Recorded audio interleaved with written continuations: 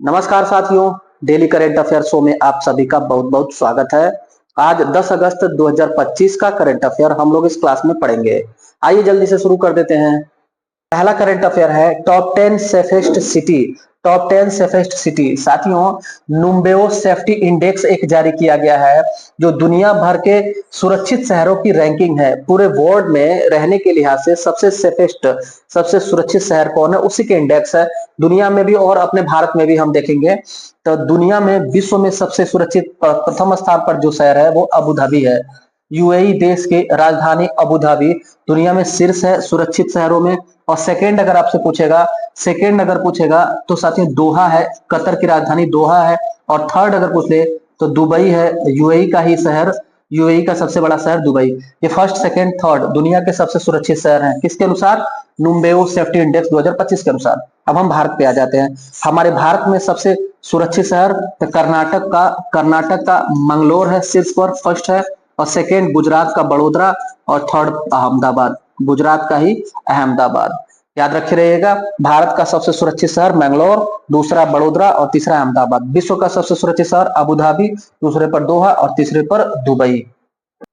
दूसरा current affair है, भारत में अभी हाल ही में आधार कार्ड से जो फेस ऑथेंटिकेशन करके पैसा निकाला जाता है, लेन देन किया जाता है, उसमें रिकॉर्ड वृद्धि हुई है। देखिएगा, आधार फेस ऑथेंटिकेशन से जुलाई 2025 में रिकॉर्ड 19.36 करोड़ ट्रांजैक्शन हुआ है। याद रखिएगा, आधार फेस ऑथेंटिकेशन से हमारे देश में इस वर्ष जुलाई 2025 तक कितना लेन देन हुआ है? 19.36 करोड़ लेन देन हुआ है। ये रुपया नहीं है, लेन देन हुआ है, जो पिछले वर्ष की तुलना में 5.77 करोड़ लेन देन से बहुत ज्यादा है। यानी पिछले वर्ष कितना लेन देन हुआ था? 5.77 करोड़ ट्रांजैक्शन लेन देन हुआ था आधार फेस ऑथेंटिकेशन से। इस वर्ष जुलाई 2025 तक 19.36 करोड़ ट्रांजैक्शन हुआ है। साथियों याद रखे रहिएगा, आधार कार्ड, आधार कार्ड कौन सी संस्था बनाती है, कंट्रोल करती है, रेगुलेट करती है? UIDAI, unique identification authority of India. Unique identification authority of India यही आधार प्रमाण पत्र जारी करती है। तीसरा करंट अफेयर है एआईआर, ऑल इंडिया रेडियो का मन की बात प्रोग्राम जो आता है, मोदी जी का मन की बात प्रोग्राम, उससे कितने रुपए की आय हुई? याद रखिएगा, 34.13 करोड़ रुपए आय हुई। आज तक जितने भी पीएम मोदी के मन की बात के कार्यक्रम हैं 2014 से शुरू हुआ। कब से शुरू हुआ? 3 अक्टूबर 2014 से। इस डेट से लेकर के आज तक जितना भी यह कार्यक्रम हुआ, उन सभी कार्यक्रमों से कुल आय कितनी हुई है ऑल इंडिया रेडियो को? याद रखिएगा, 34.13 करोड़ रुपए आय हुई है। किसको? एआईआर को, ऑल इंडिया रेडियो को, आकाशवाणी को हुई है। पूछेगा कब शुरू हुआ था यह कार्यक्रम? 3 अक्टूबर 2014 को। कार्यक्रम का नाम क्या है? मन की बात कार्यक्रम। अगला करंट अफेयर है इंडिया एआई और national cancer grid. India AI एक प्रभाग है, विभाग है, और नेशनल कैंसर ग्रिड एक इंस्टीट्यूट है। दोनों ने मिल करके कैंसर देखभाल में एक एआई नवाचार को बढ़ावा देने के लिए कैच कार्यक्रम की शुरुआत की। पूछेगा कैच कार्यक्रम की शुरुआत किसने की? तो आप करेंगे इंडिया एआई और नेशनल कैंसर ग्रिड, इन दोनों ने मिलकर के कैच कार्यक्रम की शुरुआत की। किस लिए शुरू हुआ? इसका उद्देश्य क्या है? इसका उद्देश्य है कैंसर देखभाल में एआई नवाचार को बढ़ावा देना। और दूसरी बात, अगर पूछ ले कैच का फुल फॉर्म, ये मोस्ट इंपॉर्टेंट हो जाता है। कोई भी कार्यक्रम, कोई भी शब्दावली चर्चा में नहीं आती है तो उसका फुल फॉर्म एग्जाम में पूछ देता है, ये भी नहीं है। देखिएगा, कैच का फुल फॉर्म है cancer AI and technology challenge. Catch का फुल फॉर्म है cancer AI and technology challenge. अगला करंट अफेयर है जेम मार्केट से। जेम को आप याद रखिएगा, परीक्षाओं में अक्सर ये देखा जाता है।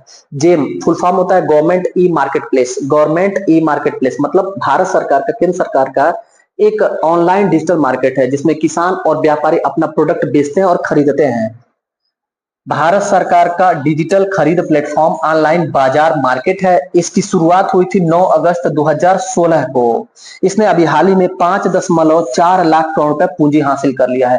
जेम मार्केट ने कितना पूंजी हासिल कर लिया है? 5.4 लाख करोड़ रुपए। ये अभी साथियों इसका स्थापना दिवस मनाया गया 9 अगस्त 2025। 9 अगस्त 2016 को स्थापना हुआ था, अभी 2025 में इसका स्थापना दिवस मनाया गया है। 9 अगस्त 2025 को स्थापना दिवस मनाया गया। उसी में यह घोषणा किया गया कि जेम ने 5.4 लाख करोड़ रुपए का पूंजी हासिल कर लिया है। पूछेगा स्थापना दिवस का थीम, 9 अगस्त 2025 को जो स्थापना दिवस समारोह मनाया गया उसमें थीम था ease, access and inclusion. Ease access and inclusion स्थापना दिवस का थीम था।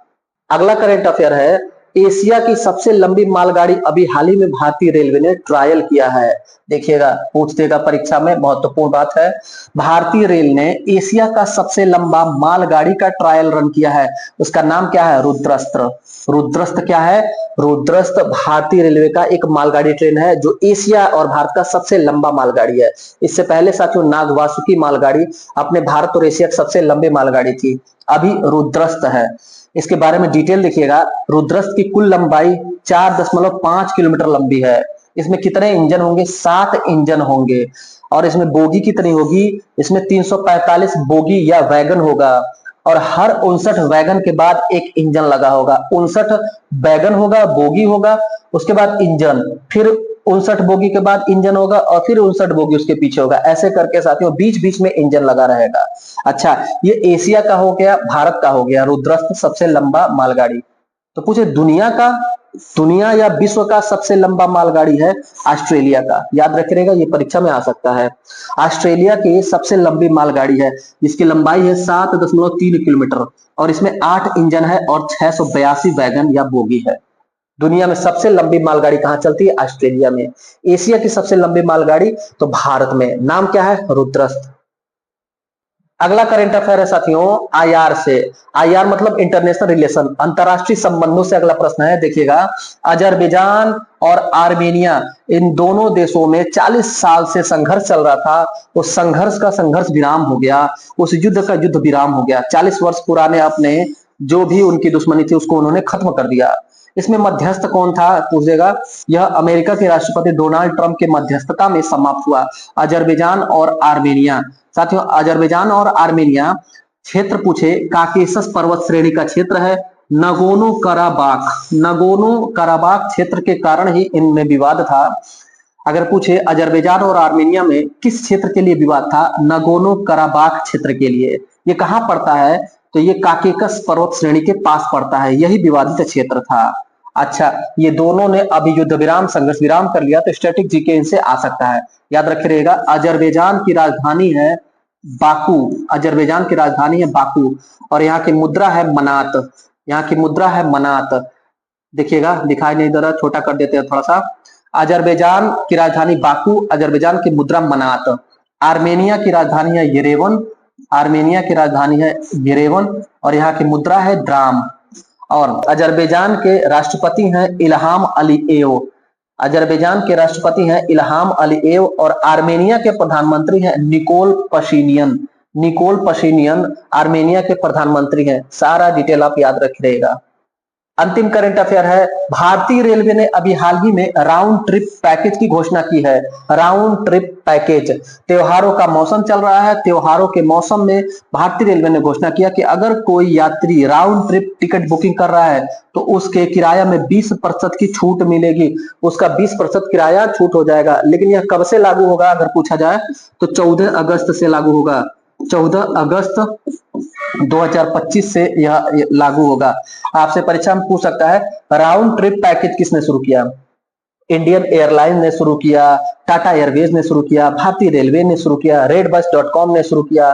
तो राउंड ट्रिप पैकेज भारतीय रेलवे ने शुरू किया। त्योहारों के मौसम में 20% रिटर्न टिकट बुक करने पर छूट मिलेगा। यह लागू कब से होगा? 14 अगस्त 2025 से लागू होगा। साथियों, ये था आज का महत्वपूर्ण करंट अफेयर। कैसा लगा आज का क्लास? फीडबैक जरूर दीजिएगा। वीडियो पसंद आया होगा तो वीडियो को लाइक करिएगा। मिलते हैं अगले क्लास में, तब तक के लिए धन्यवाद।